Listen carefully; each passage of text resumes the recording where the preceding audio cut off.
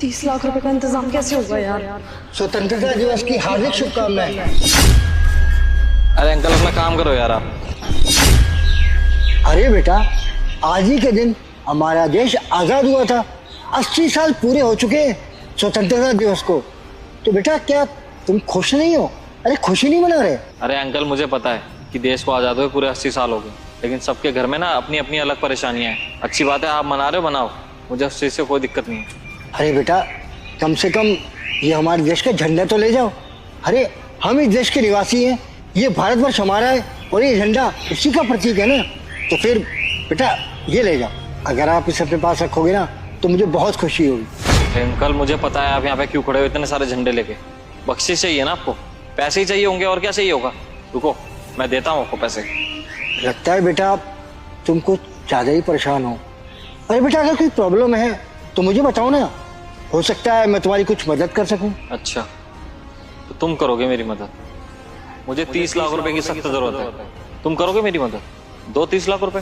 बेटा तुम्हें 30 लाख चाहिए तो ठीक है, मैं तुम्हें दे दूंगा। क्या? अंकल देखो, मजाक तो बिल्कुल भी मत करो। एक मामूली सी सिक्योरिटी गार्ड में 30 लाख रुपए कहाँ से आ जाएंगे? अरे बेटा मैं कोई मजाक नहीं कर रहा हूँ और कोई झूठ नहीं बोल रहा हूँ। अगर तुम्हें जरूरत है 30 लाख की तो मैं तुम्हें दे सकता हूँ। अंकल आपकी कोई लॉटरी वॉटरी लगी है क्या? क्योंकि मैं तो इतना जानती हूँ कि अगर कोई मामूली से सिक्योरिटी गार्ड का काम करेगा, वो 30 लाख रुपए अगर पूरी लाइफ काम भी करेगा ना तब भी नहीं जोड़ पाएगा। बेटा तुम लोग मेरे बारे में नहीं जानते। मैं एक रिटायर्ड फौजी हूँ और 30 साल मैंने अपने देश की सेवा की है। क्या अंकल आप फौज में थे? तो अंकल अगर आप फौज में थे तो आपको ये सिक्योरिटी गार्ड का काम करने की क्या जरूरत पड़ गई?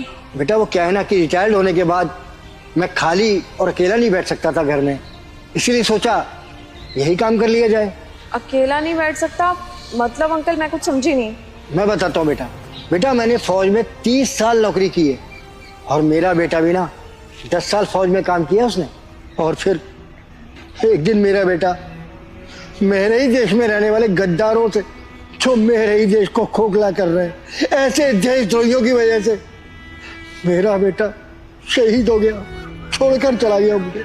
मैं अकेला रह गया इस दुनिया में और अकेला घर मुझे काटने को दौड़ता था। मेरे बेटे की यादें मुझे सताती थी तो क्या करता? खाली बैठा रहता तो शायद पागल हो गया होता।